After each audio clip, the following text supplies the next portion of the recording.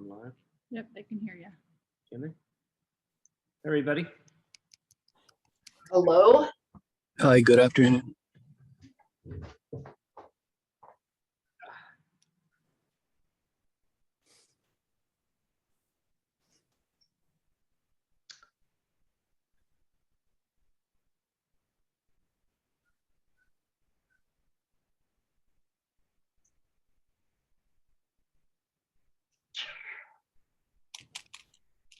Hey, Frank.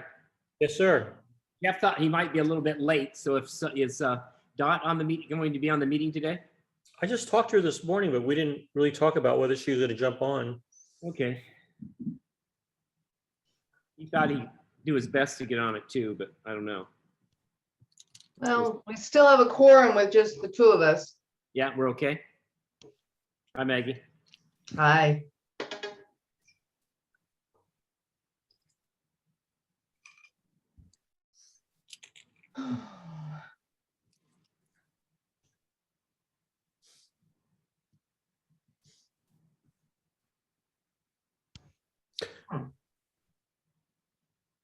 Terry, I'll give you a call later after the meeting about the Boy Scout dinner. I just want to nail that down. Okay? Sounds good.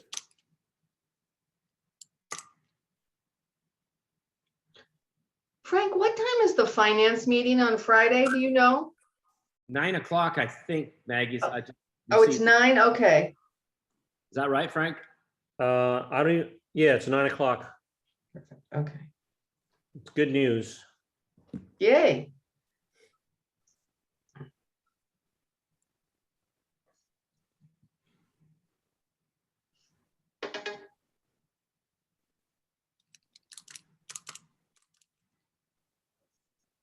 Okay.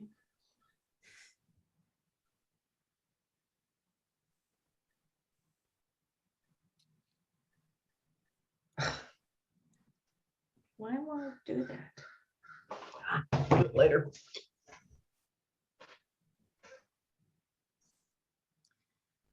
Okay, everybody, it's 2 o'clock. So if Jeff jumps on, he will at some point in time, but let's go ahead and get started. Maggie, can I get a motion for approval on the minutes? Move to approve. I'll second it. Aye. Aye and aye. Okay, Seraphin, can I, or no, Dr. Chung, I'd like to turn the meeting over to you now. Yeah, good afternoon, everybody. It's good to see everybody. We've been very, very busy during this time. I want to just personally thank everybody on the screen for all the good work you guys are putting into all of our major projects. We're also going to have a presentation today from Petaluma. I'm looking forward to hearing from them as well. So at this point, I'll turn it over to Seraphin Fernandez, our Senior Director of Capital Projects. Thank you, Dr. Chang. I believe that Terry, you need to comments. Oh, I'm sorry. You're absolutely right. Is there any comments from the public? Did you have anything ahead of time, Seraphin? Anybody want to talk? No, and I Okay. didn't receive any public comments.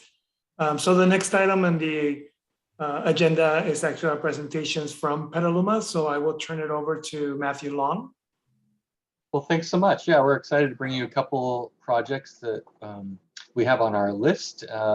One through our Intercultural Center and another through our CAD program. Let's go ahead and start with CAD, I think. Let's go ahead and start with them.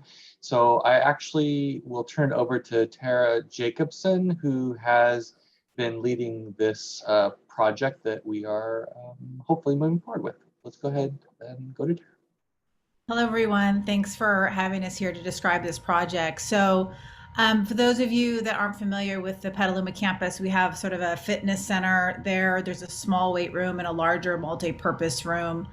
We don't have athletics obviously on the Petaluma campus, so we don't have a track. We don't really have an outdoor space for exercise. And we came across this opportunity to have an outdoor fitness court at the Petaluma campus, and it's the same exact fitness court that you see down in the Marina Green in San Francisco, and they install them at lots of different community college or lots of different universities and colleges across the United States. And it's just a really awesome functional design where you can do lots of different exercises. They have an app connected with it that can take people through exercises. They have a program where people can lead classes through it. And we have a fitness certificate program that's housed at the Petaluma campus. And part of that fitness certificate program is for them to be get internships and teaching practicum experience leading others through fitness. So we thought that would be a great opportunity to have them leading these outdoor exercise sessions. Also now more than ever, people are looking for outdoor exercises and not be inside because of COVID. So it really creates an opportunity for us to bring our classes outside on the Petaluma campus, draw more students in, more people from the community, and expand our space. Since our gym space, the weight training space is pretty small, which makes sense. It's a smaller campus. But here's some images so you can kind of get a sense of what this looks like. You can get, we could have SRJC Bear Cubs or any type of, or we could just have the traditional fitness court. You can kind of see here, there's all different types of exercises and things you can do as you move through the different modalities on the fitness court.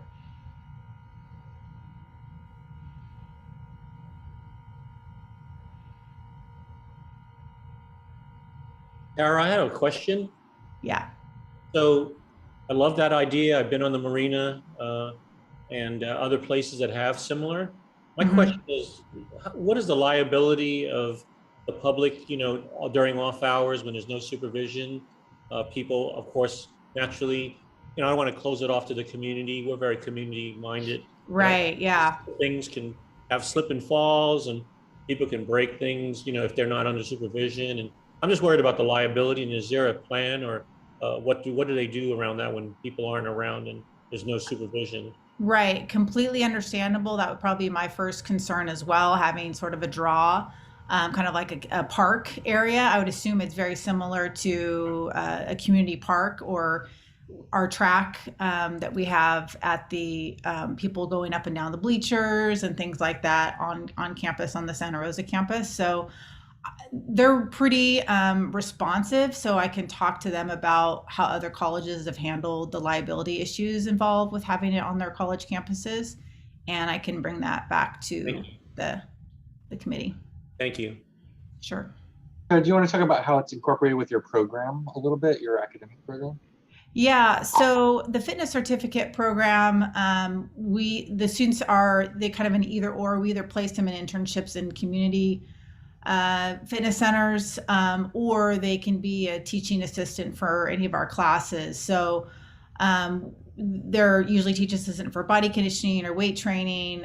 We're also, what we wanted to do was launch an open gym concept at the Petaluma campus. That was supposed to launch fall of 2020. And as we know, that didn't quite work out, but it's such a great opportunity to really open up and expand our access to our fitness facility while still having instructors there supervising and making sure people are doing things correctly, and including the fitness certificate program. We would have them there doing their hours and helping supervise and manage and leading, of course, with an instructor mentor there as well.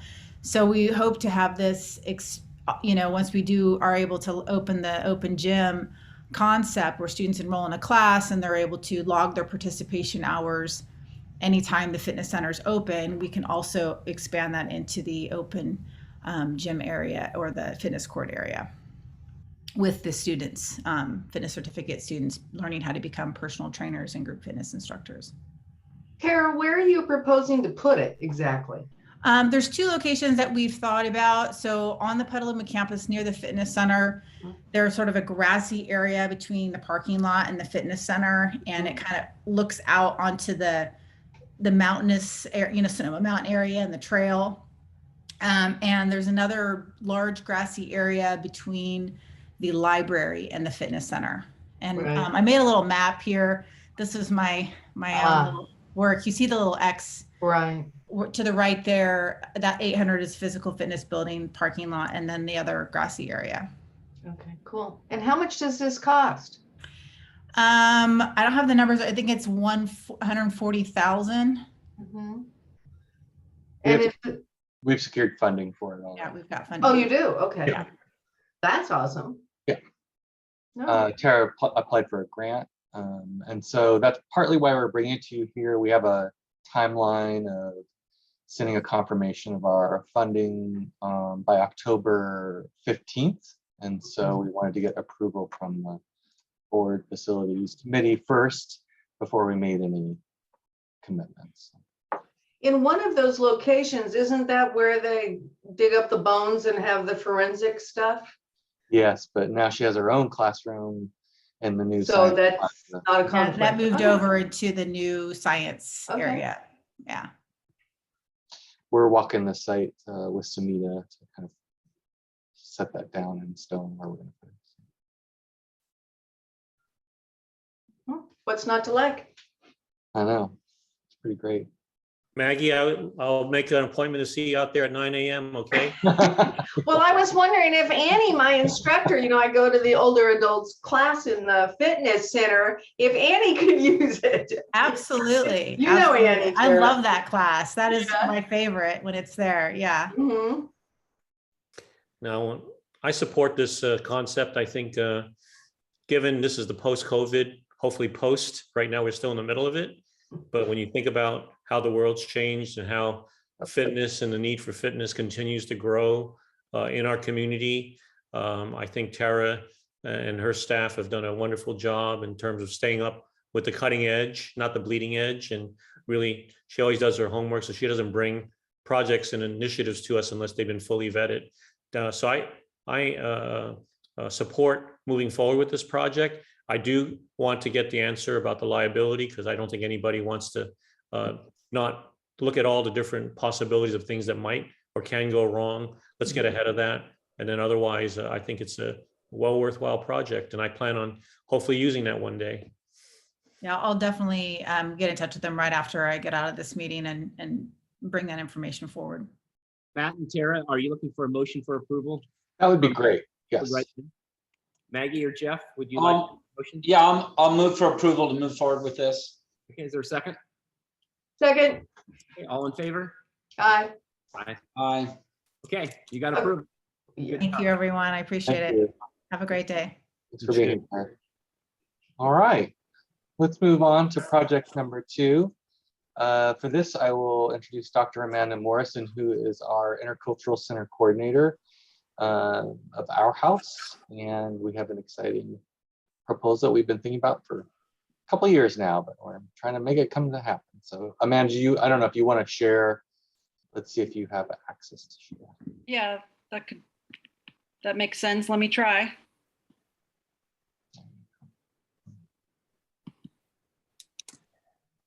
Yep, you can see my screen, correct? Yep.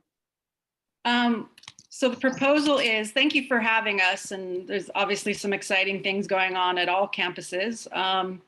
For Petaluma campus, in addition to the fitness project that Tara shared, we also have this work in the making, this idea of an outdoor mural. This sketch right here is a student did, she did it about 4 or 5 years ago. So it's obviously been something on our minds that we haven't moved forward with fully. And this seems like a really good time. So that's just kind of a rough sketch, but it does capture a sense of kind of how a mural would be situated. But I'm jumping ahead a little bit. I don't think all of you know what our house is. It's the Intercultural Center in Petaluma. I know board members have heard me present several times, but it was established some time ago in 2016. It was kind of the piloted intercultural center. It's designed to be a very welcoming and safe space and engaging space for students from all many minoritarian and marginalized student populations, students who often don't feel so at home or reflected in the culture of institutions of higher ed.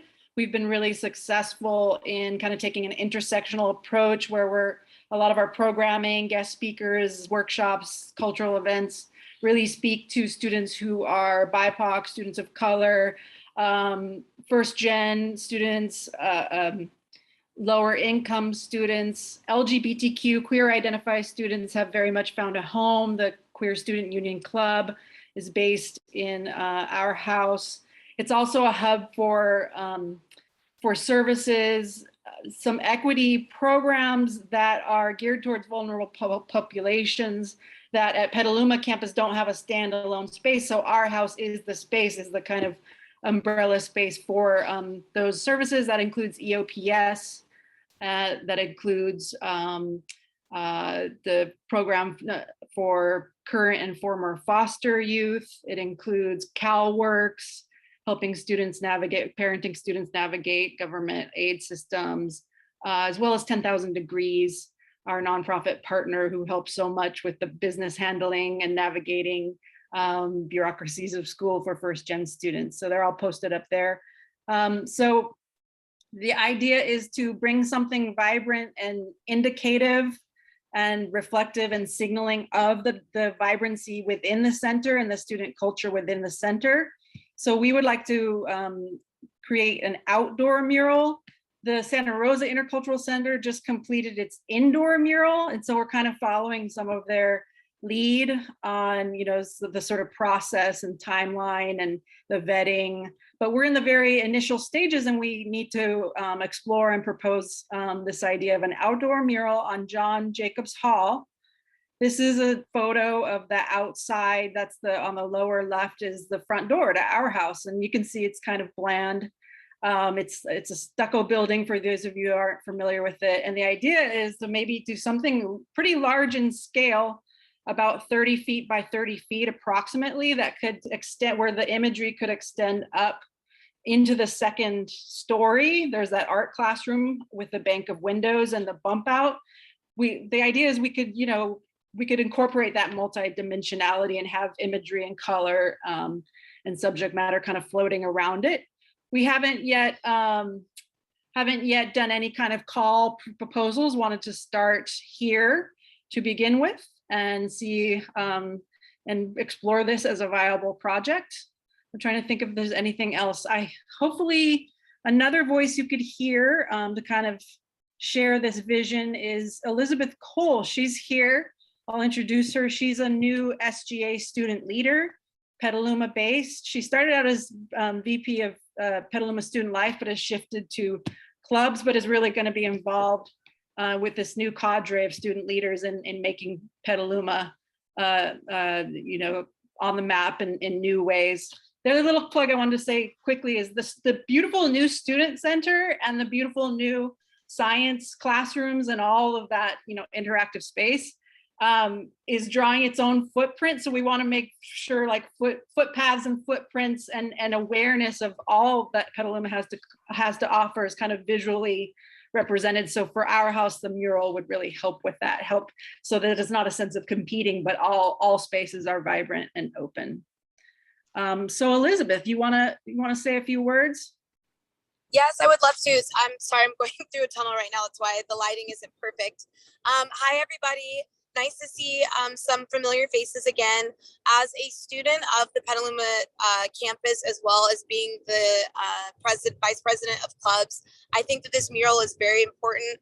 I think diversity and inclusion is important, and we already have a mural that has just been commissioned and done.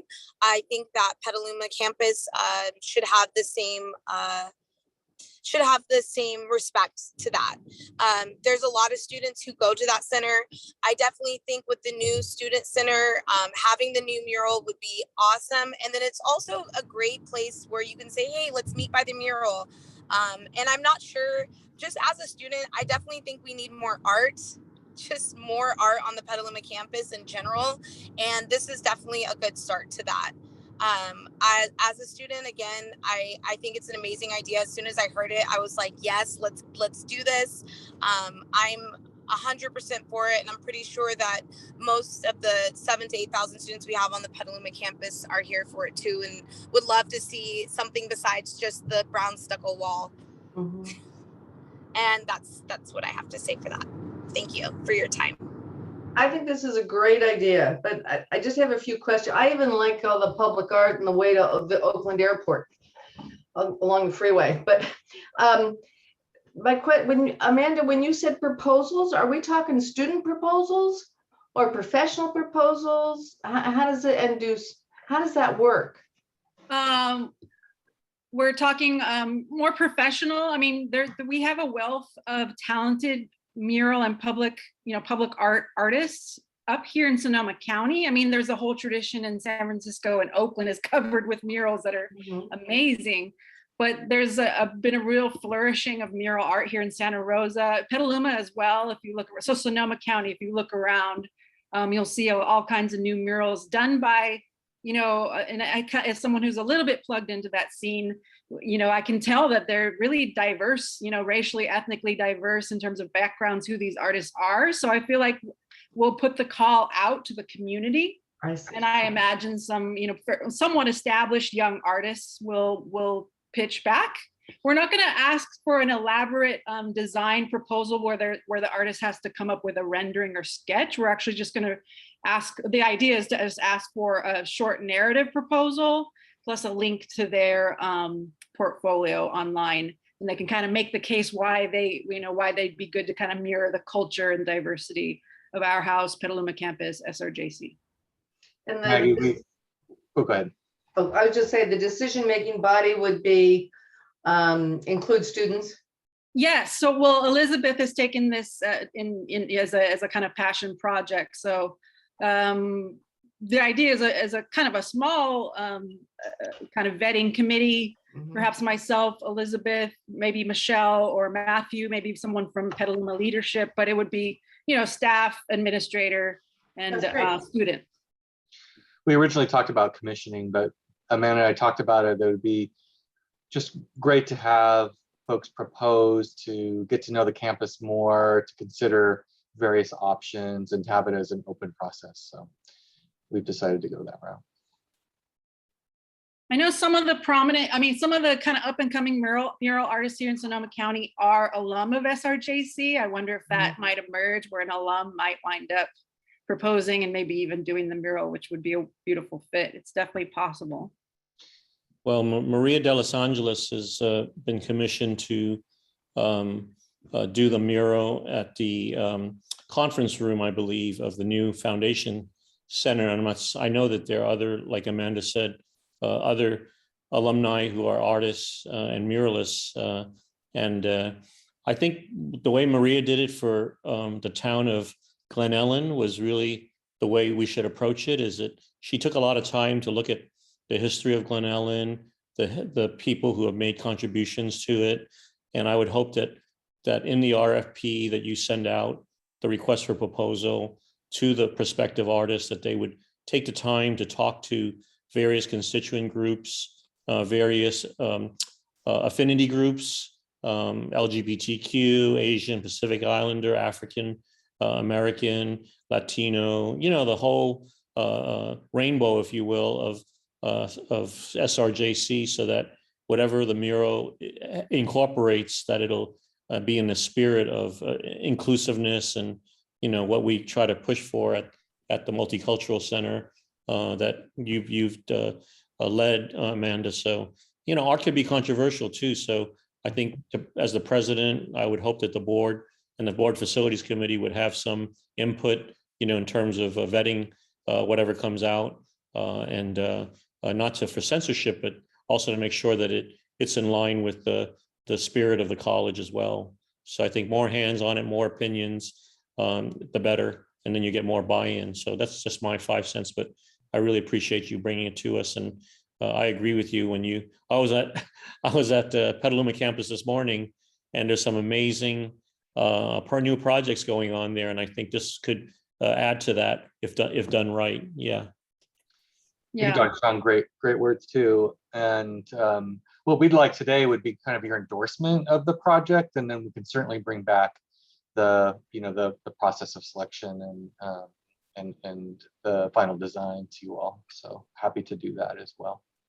And I kind of neglected to say, but the idea that we're kind of drafting into a RFP is a criteria would be an artist or artist team who are willing to incorporate student and campus community input and be willing to, like, very literally, like, meet 2 to 3 times with several different constituent groups or grouping or gathering of multiple groups, and then also be open to having students actually help with the execution of painting, of getting some of the color blocking up.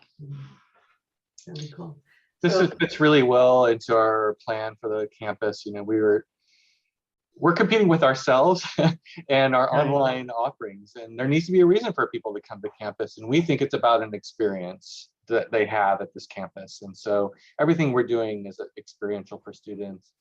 Our buildings are beautiful, but not always distinct. And I think it's going to be helpful also in creating some standout kinds of things that students find part of their experience here at SRJC. So I need to ask the money question. Yeah, this one's donations that we're doing. We've raised some money already and we'll be raising. Okay. Jeff, Maggie, we okay giving the green light? Yes, absolutely, totally. Jeff, you okay? Yeah, sounds good to me. Thank Okay. you. Thank you all. Yeah, thank you very much. Terry, appreciate it. Thank you for letting us present. Thank you all. Yeah, no, it's Thank exciting. Thank you. Thanks, Elizabeth. Okay, so next up on the agenda is the capital projects Measure H updates. And you can see the presentation on your screen? Yes? Yeah. Okay. All right. So we'll actually start with IT, and we have Dan Exelby from IT department to present. Just a quick update today. There's not a lot new happening, just kind of a update on the projects that have been underway for some time. Still working on finalizing the data center, trying to find a contractor to seal the vapor leaks that remain and do the final programming of the all of the complex switching that connects the HVA system and the fire system together. The outdoor Wi-Fi project is now underway and the contractors are mobilized on campus in Santa Rosa. They've completed several buildings. We haven't received the controller or the radios yet. They're still on back order. The Doyle second floor open computer lab project, that's the floor plan that you see up there. You'll probably hear more about it from Amy in her report, but it's pretty much in the can and ready to go to bid. And we recently purchased a product called KnowBe4. It's an anti-phishing software. It kind of lowers our insurance rates if we have it for data breaches. And it does two things. One, it makes it much easier for people to report phishing events to the IT department. And it also allows us to send out sample phishing, spoofed phishing emails to see who clicks on it and then advise them that they need to be more careful. So that's still in the testing phase. And then the last thing is the programming team is working closely with the student services department to roll out our a new product, HubSpot. It's a customer relationship management tool, and that will allow us to track our interactions with students and hopefully improve student retention. So that process is underway in collaboration with student services. That's my report. Any questions? Thank you. Okay, we'll move on to media services, and we have Greg Wyckoff. Good afternoon.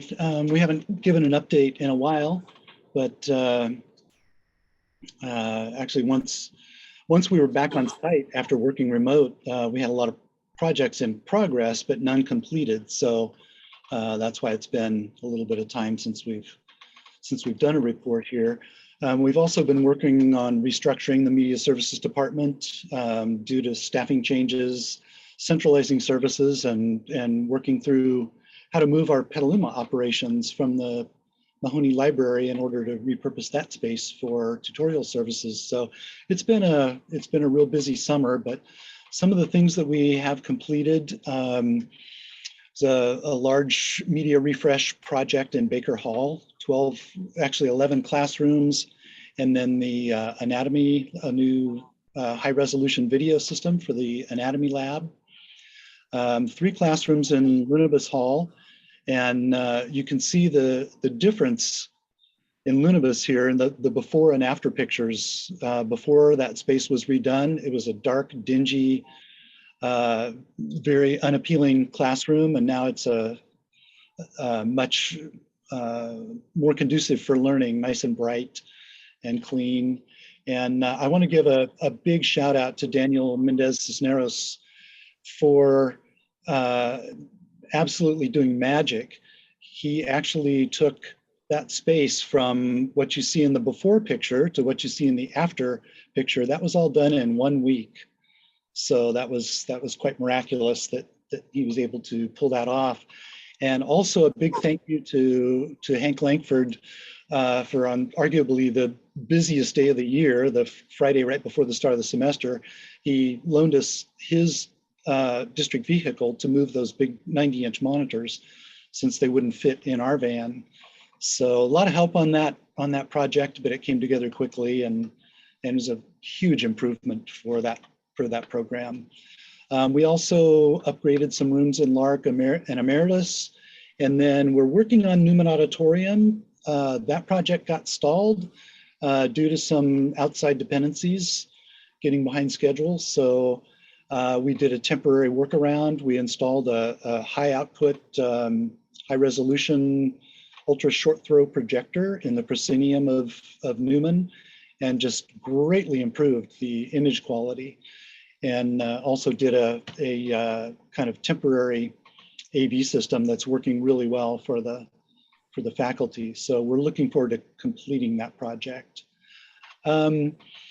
We deployed quite a number of the interactive flat panels, both for on-site instruction as well as socially distanced demonstrations, hybrid instruction, and conferencing. So in Annalee Hall, we deployed six of the large IFPs that faculty will use to be able to do their art demonstrations and keep the students at a distance instead of having the students huddle around what they're doing. 2 new IFPs in the Intercultural Center. We turned the English Writing Lab into a classroom by installing a large IFP to use as instructional media. The President's Office and Vice President's Office, we finally got those IFPs mounted in the conference rooms as we were able to get power and data installed. Burbank Scene Shop, and then we've deployed a number of others, I'm sure, but that was, those were the ones I could remember on short notice. Petaluma campus, we on Friday just completed the LED wall installation in the new student center. So you can see the picture on the left during the installation, and we had an image up on the screen. And then on Friday, there's Mike Williams just putting the finishing touches on the frame that was put around that big LED wall. Mike Williams and Theo Chatniff installed that. And it was a first attempt at something like that for them. It's a very painstaking process as they have to carefully align each of those postcard-sized LED modules to get that seamless image that you see in the picture on the left. On top of that, the manufacturer sent the wrong tool for removing and for placing those modules. And so it really complicated their effort, but nevertheless, they persevered and did an amazing job installing that, amazing for a first attempt. Beyond that, we're just working on planning the AV systems for all the classrooms in the Lindley STEM building, Towser Gym, Bailey Fieldhouse, Garcia Hall, the new PSTC facility, the Schoen Farm portable classroom. So we have a lot of projects that are actually in the hopper. So along with trying to get the semester started, the media techs have been pretty busy. That's my report. Thank you. Thank you, Greg. For capital projects, before we start on individual project updates, I just want to let you know that we had a very successful start of the semester with our students coming back on campus. There's our communications program has improved a lot. There was a lot of information that we sent out to the entire campus community on what to expect on the campuses as they came back, knowing that some people, not only students, but also staff and faculty had not been on these campuses for over a year and a half. So we make sure that we cleaned up the campuses, tidied up all the construction sites to make sure they were safe, and then communicated information to the masses to let them know where parking was available and what roads were available and what roads were no longer available for them to be able to make alternate plans to get to their classroom. So that went very well. We received very few complaints. So that's a big improvement from previous years. Another thing that we're doing now that the summer is over and the construction industry, as far as availability of contractors and also fluctuation of cost of equipment and labor, that has stabilized quite a bit. Prices haven't necessarily gone down, but fluctuations have stabilized to a point that we are now restarting to bid our projects. So we're started working with purchasing department to put our projects out to bid. So hopefully in the next meeting, we'll have some projects that we can report on as far as a bid phase. With that said, we'll start with project reporting at Schoen Farm with Paul Wilhite. Good afternoon. Just wanted to give you an update on the Schoen Farm portables update. As you see there, we are pouring concrete, the curbs. We are moving towards less dust on the site. There's also work being performed in the interior and progress is moving forward. It'd be really nice to see everyone at some point take a look at the pedestrian pathways and the site itself. There are 8 portables. We're making progress. And next we have Garcia Hall, which is a roofing project, and that is completed. We have 1 sidewalk left to perform, but generally speaking, we are pretty close to 99% complete. The roofing is installed. We're moving forward. On the interior side, this building is built in 1936, so it has its full allotment of unusable materials, and we are continuing to keep the building moving forward. We're basically to the studs and to the flooring. We're moving forward. Thank you, Paul. One thing that I do want to highlight on this project is, as Paul mentioned, it's a pretty old building, and we have encountered a lot more hazardous materials than originally anticipated. So most of that has been cleaned up, abated, but we're still in the process of wrapping the abatement up for the building. Next up is David Liebman. Good afternoon, everyone. So the update I have for you today is some pictures of the new central plant project. So we are 100% complete with all the underground utilities. And currently we've been erecting the steel for the new central plant building. The picture on your left are the new boilers that will provide really efficient heating for all the pools, including the new pool, as well as a number of buildings. And then the picture on your right is the new transformer that will power the building, as well as the cooling towers that will help cool it. And then right now I got some exciting news. Last week we were able to finish placing and about 90% finished wiring up our new microgrid batteries. So these are located by Bailey Field and in the Emeritus parking lot. These are the special batteries that will allow us to separate from the utility. And so we are looking to start functional testing in late September, and we'll actually see if we can separate from the utility and ideally be able to do it right before the next PSPS season that is coming up in front of us. Thank you, David. Next is Heather.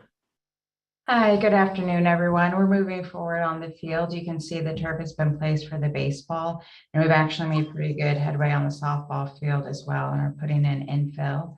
The new bleachers are complete at the softball and baseball fields, and we're going to be placing asphalt pathways at the north side of the site. We're also working on the bioswale at the south side by Bear Cub. And we finished the root zone placement for the soccer field last week and are looking for placing sod later this month. At the field house, we're moving forward with framing and mechanical, plumbing, and electrical rough-in. We did also complete this new stadium at the football field, and we just have to finish like the ADA pathways. We actually poured this morning and put in the fencing, the poster up, but we'll be putting in the fabric later this month. So we can turn it over to SRJC staff and the public for future football games. We're also working on the pool. You can kind of see there the scaffolding that was used to erect all the CMU at the pool support building. We're also working on the pool surge pit and gutter edge, as well as doing all the mechanical, plumbing, and electrical rough-in for the pool. And lastly, for Towser, we discovered during design that the Towser Gymnasium needs a complete structural renovation, which has lengthened our design process and submittal to DSA. The design team is currently updating the plans and calculations. They're submitting an evaluation and design criteria report for DSA review on, they'll be submitting that on Monday. And then that criteria will be approved and they'll start working on the full seismic retrofit. So we plan to submit to DSA the final package with all the structural work, as well as the plans in February. And then that would mean a construction start date of May 2023. Thank you, Heather. One thing that I do want to mention on this project is that this seismic retrofit, we are anticipating additional cost to the project due to that scope of work. We will be submitting a package to the state to help support the funding of the additional scope. So that is something that Heather's also working on. However, even with the anticipation of support from the state, and by the way, we've been in communication with the state regarding this possible additional scope. Again, that strategy that Heather has worked with the state on. Moving forward with DSA, we are anticipating some additional cost to be covered by the Measure H program. So, and I will be covering a lot more of that in an upcoming BFC meeting, but I did want to let you know now that we are anticipating additional costs due to the seismic retrofit. So Seraphan, isn't there something on wanting our approval on an amendment for architectural design? Is that for Towser? I don't have it in front of me. That is. That is, so that's part and parcel to this, and you're hoping to, did I understand, hoping to apply to the state to defer some of that cost? Is that what I'm understanding? That's correct. Because it's like $338,000, right? Right.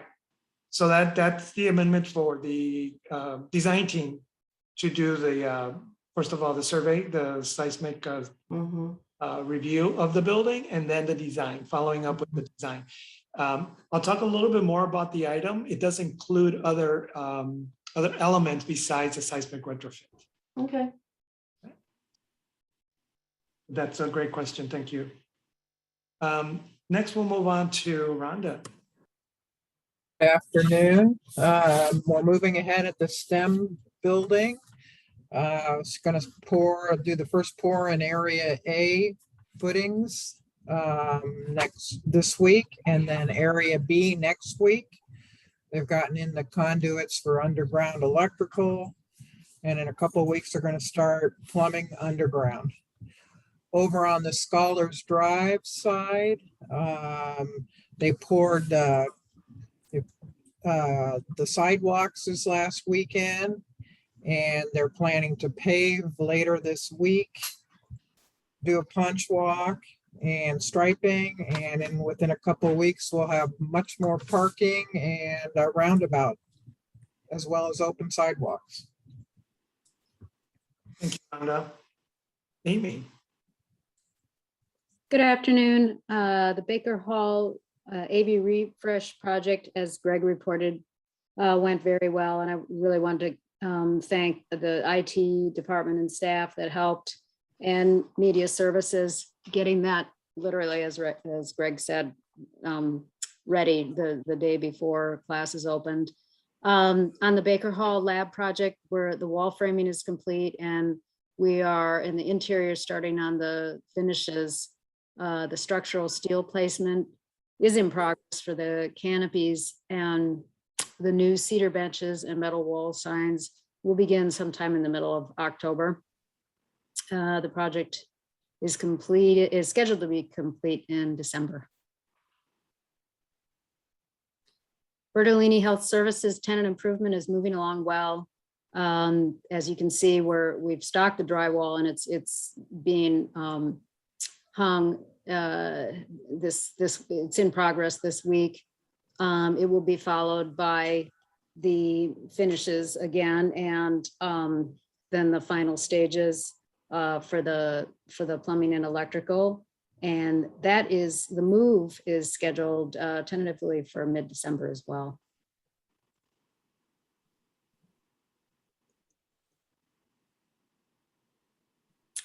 Campus-wide security project is also going well. The Windsor and Petaluma campuses, the work has been completed, including the emergency towers, the key watcher cabinets, the door access hardware, and the cameras. And the next step for those two campuses will be the closeout documents. At the Santa Rosa campus, we're in numerous buildings pulling the wire and installing the conduit pathways. And we've completed the site accessibility work and all the trenching for the emergency call towers, and the concrete bases have been poured for that. That project is scheduled to be complete in May of 2022. Thank you, Amy. And next we have an update on the student housing construction project. Mike Loganville is our project manager. Hello, everyone. Thank you for having me. This is a particularly special project to me. I've been working on it on behalf of the college for a little over 3 years now. And we're just now transitioning into construction. This first slide, just to remind everyone, I think we all know where it is, but the northwest corner of campus here on Armory and Elliott. Next slide. And then also, I believe Pedro and/or Kate and others presented at a recent meeting, so you all know about the project, but here's what we have to look forward to come fall of 2023. Next slide. So as far as construction goes, there's not too much to report since we just started, but we had the first trailer on site 2 weeks ago, the general contractor trailer, and then we have another trailer showing up this week for the DSA inspector. Next slide. And then we're starting this week with site grading, and then moving on in the upcoming month or two with other site improvements and utilities. And then just wanted to remind everyone, or tell you for the first time, that we're planning our groundbreaking ceremony on the 22nd of October. So there's a lot of planning going into that. And of course, the purpose of this is to acknowledge and celebrate everyone's hard work, but it's also to drum up interest and excitement in the community, not just the SRJC community, but the larger community, so that when we start leasing up a year from now, there's already buzz and people already know that this is coming. So thank you very much. Thank you, Mike. That concludes the project reports. For next week on your agenda, you have 6 items from us on the consent agenda. The first one is a change order number 3 for the Schoen Farm Produce Processing Facility. We're pretty much wrapping up that project. So this change order covers a lot of loose ends that needed to be addressed on the project. So it'll take us to about 5% total change orders. This is a Towser Gym renovation contract amendment to TLCD. So it does include the seismic retrofit. It also, in addition to the design for the seismic, another large portion of the cost includes the design of the parking lot on Lot C.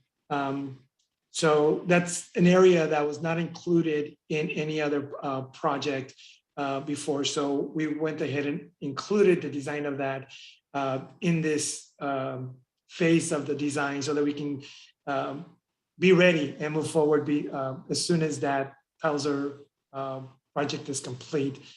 So that will include that design work as well. The next item is for purchase of material for the microgrid project. This is $193,000 for City Electric. And the next item is a change order. This is a change order on the security upgrade project. As you may recall, the security project is a design build project. However, the elevators or upgrades to elevators were not included. They were never included as part of that design or scope of work. But as we got into the project, it was very clear that we needed to make upgrades to all of the elevators at the district, basically to switch over the technology in those buildings to keep them up to code. The district had previously been working on a one-on-one basis based on availability of funds. So we saw an opportunity here because it is a security feature to go ahead and add it to this project as a change order. Project-wise, this is within the project budget.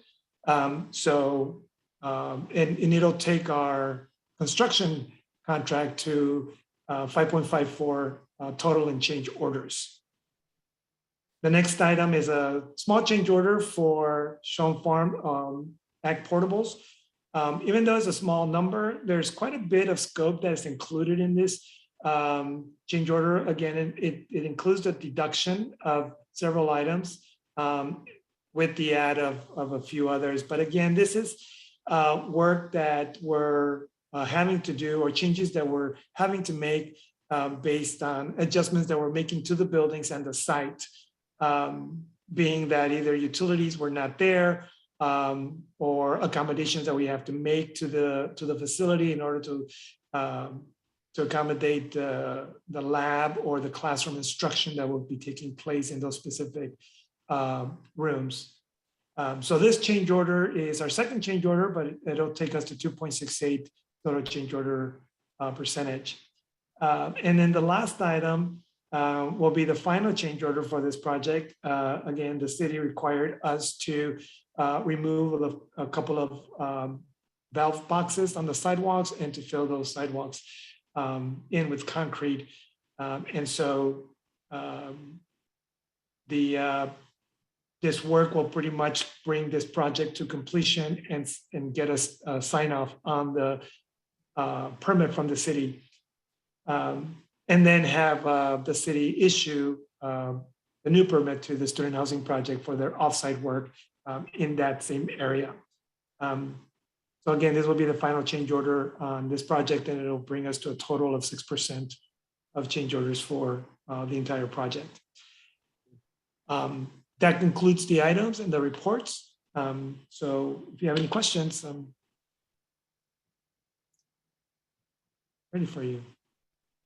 Thank you, Seraphin. Anything else? That do Yeah, it? I've got one thing. Yeah, I've got a thing, Terry. Go, Jeff. Hey, Seraphin, question for you. I know this it came up a few times. How are we looking? Sorry, if I seem to remember from the last BFC or was the board meeting, you were going to get a group together, do a Q&A or set something up with the Elliott Avenue folks, you know, the neighborhood, their community about closing of Elliott. Has anything become of that? So based on the input that we received from the last BFC meeting, and also the way that things are moving forward right now with students and staff on site, it's looking like, and I have to do a little bit more work here, but the proposal that I plan to bring to you next month is that we push this pilot program another semester. So basically to the fall of 2022. Before we officially make that proposal, there are some other questions that we need to answer, and a little bit of other homework that we need to do. But right now, that's where we're at. Oh, okay. Okay, I was wondering because I remember I thought so. There was got it. So it'll be next fall, but in the meantime, you were going to meet with the group of homeowners there and everything. So, okay. Good. So that won't be on our agenda for approval for next week, if I'm correct. That's correct. That's correct. They will not. Okay. Okay, any other questions? Thank you, everybody. Meeting adjourned. Thank you. All right. Good luck, everybody. See you next day. Take care.